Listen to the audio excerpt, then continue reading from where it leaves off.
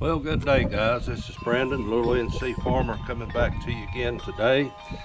And guys, I hope we can get a lot of footage today of planting my corn. I'm really running late on that. Yeah, you saw me do my brother's corn about a couple of weeks ago, and I think his is coming up. I haven't seen it yet, but all indications, my understanding, it is coming up. But I have not been able, because of primarily the ground being so wet. I didn't want to get in there and work it, with it wet and muddy, and you just don't do that in this red clay that we have here. But hopefully today we can get my field corn planted. Debating, I may plant more than one.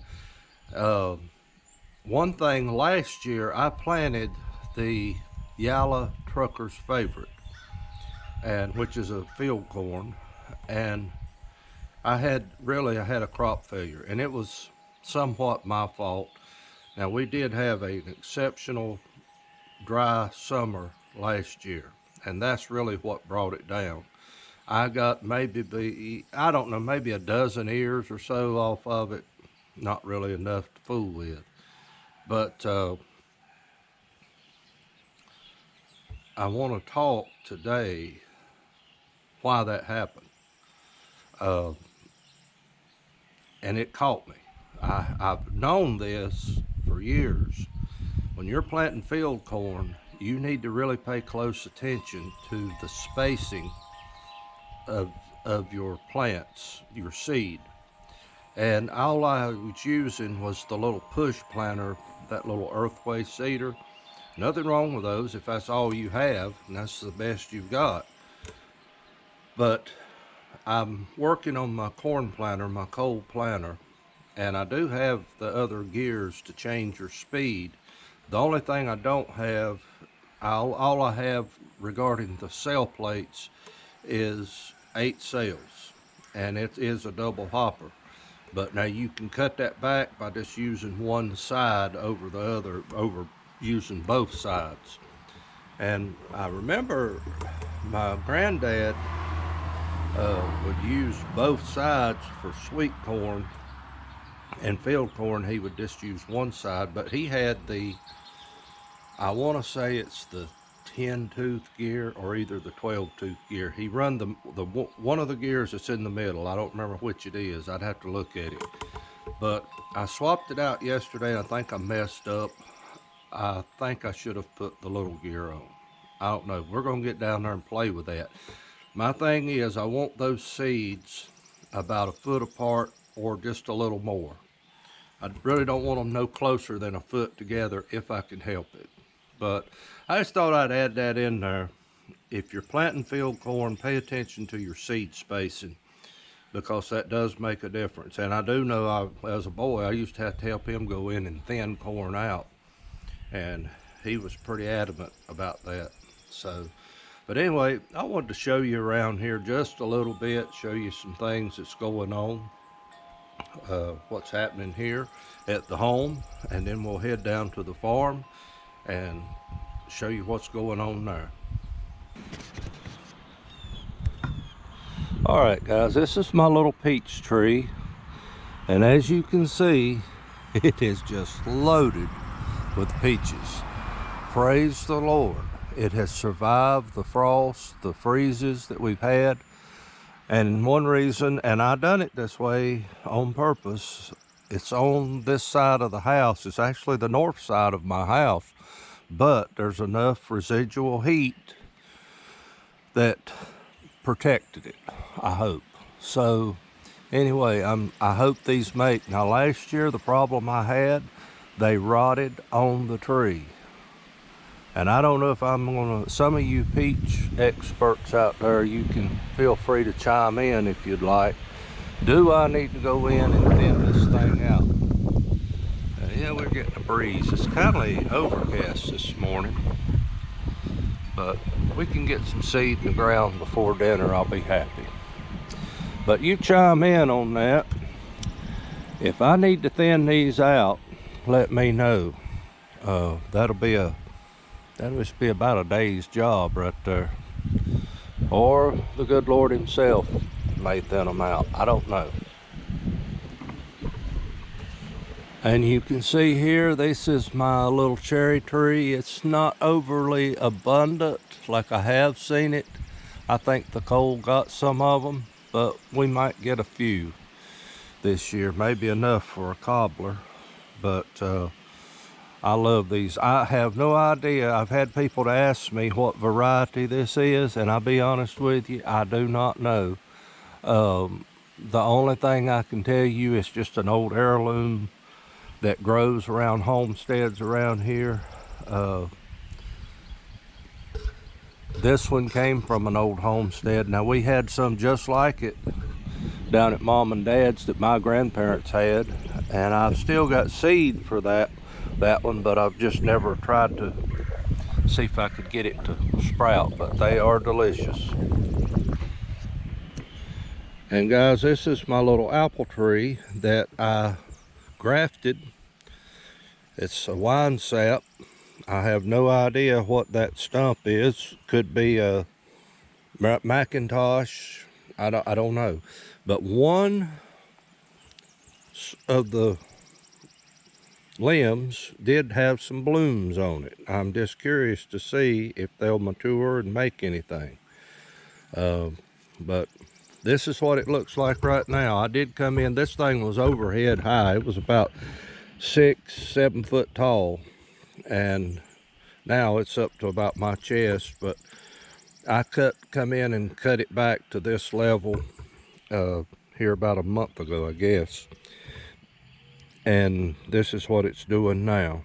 And hope we'll have a pretty shaped tree. I hope it's going to hold up. I really do. I'm concerned about down here the weight and it possibly not getting a good graft or a good attachment and it just breaking off. I hope it don't do that, but if it does, it does. I mean, I've really got nothing. The only thing I've got invested in this is time and the tools that I bought to do my grafting work on.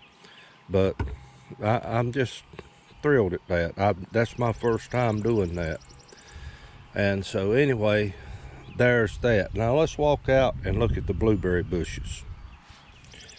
Oh yeah, one other thing I thought I would show. I bought a little pear tree to go right here. This is where we used to have a big, huge pine tree. And Hurricane Michael, I think it was, brought it down. And I bought this the other week. It was at the grocery store of all places.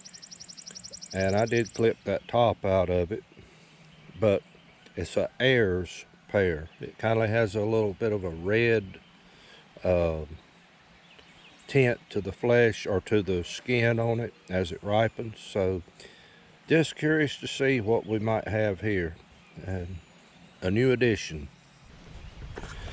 And you can see here I have some sage that I've finally got started. This is its second year. Hallelujah. It ends up dying on me for whatever reason.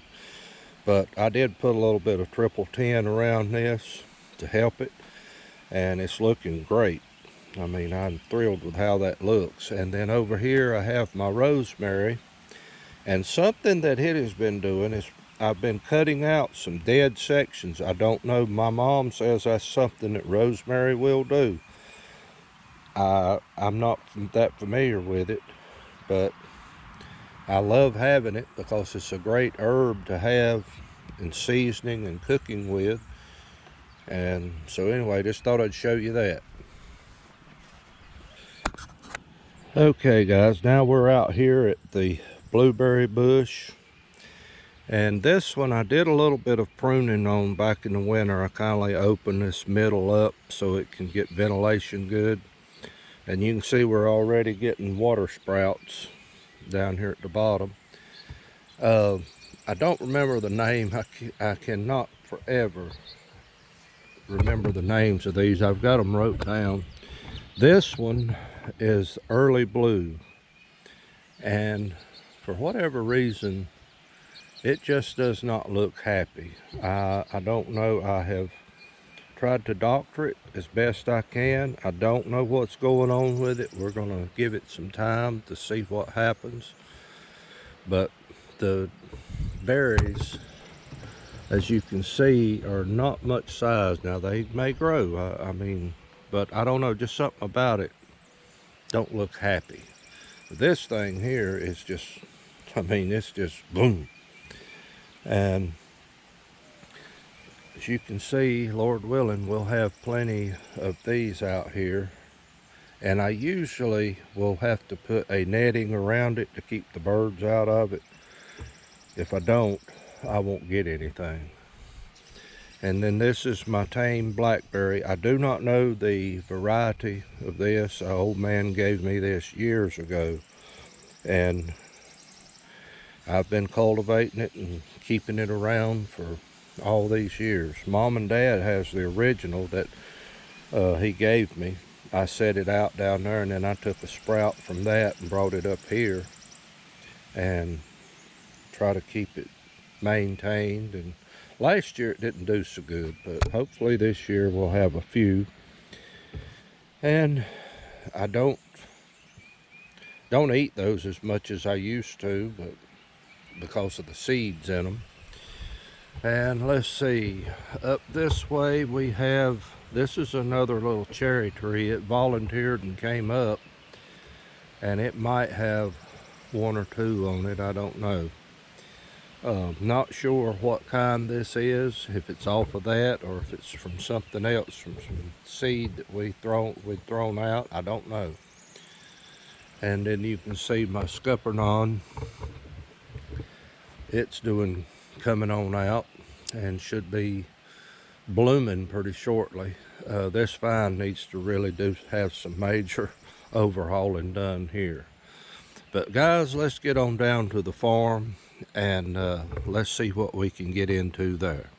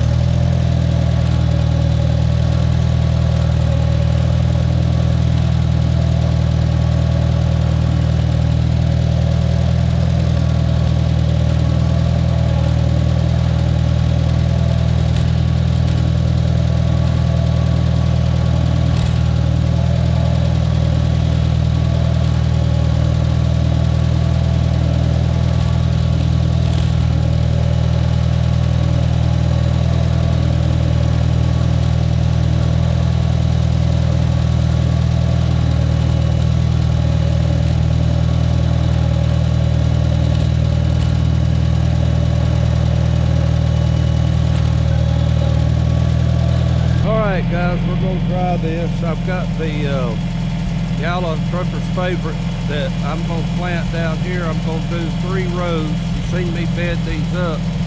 I've got 1 row I'm going to do for beets, and then these other 3 we're going to have corn in it. And I don't know, I may have had a second thought here. I may put the corn beside of these potatoes over here. Don't know. I'm still in the thinking stage here. But anyway, I'm going to mount this back here. You can watch this planter work, and we'll go from there.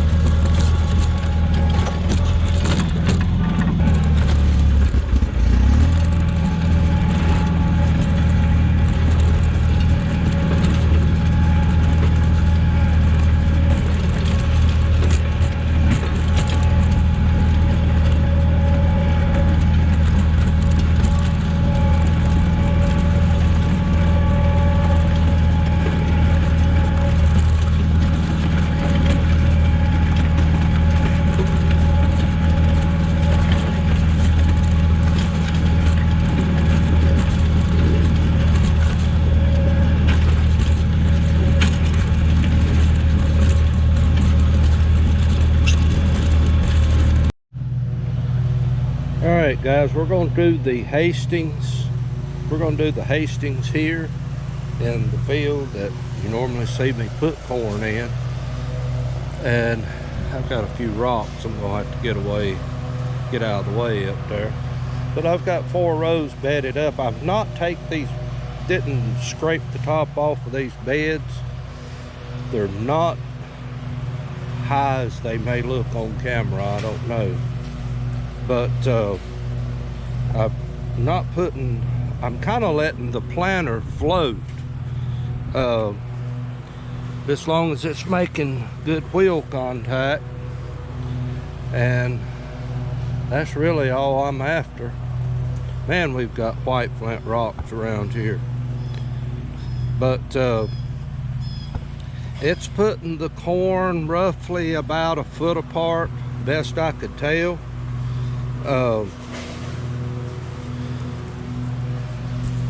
I played around with it up here earlier just to see.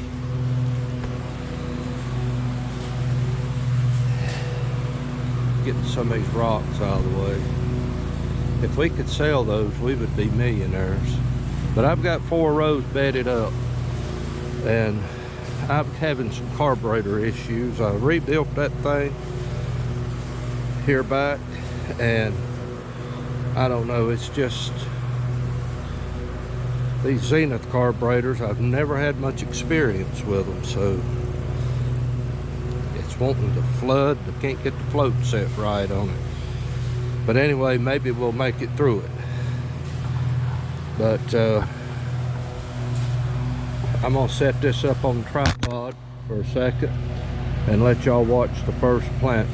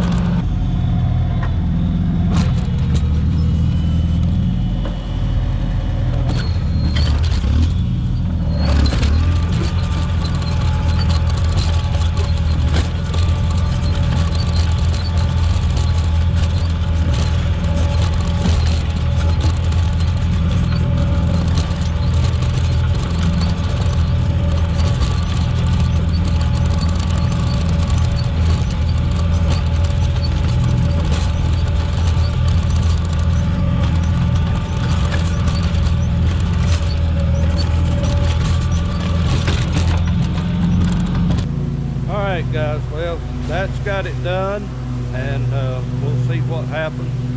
I'm going to watch this video and see how many times that planter stopped. I do know it stopped a couple of times down when I was doing the yellow corn. And that's when I realized I may have had too much down pressure on this planter. It does better if it just floats and let it make contact, and it's ground driven, so that's what makes it operate. So anyway, guys, I hope you found something interesting about this, and Lord willing, I can get this thing up and get it out for you to see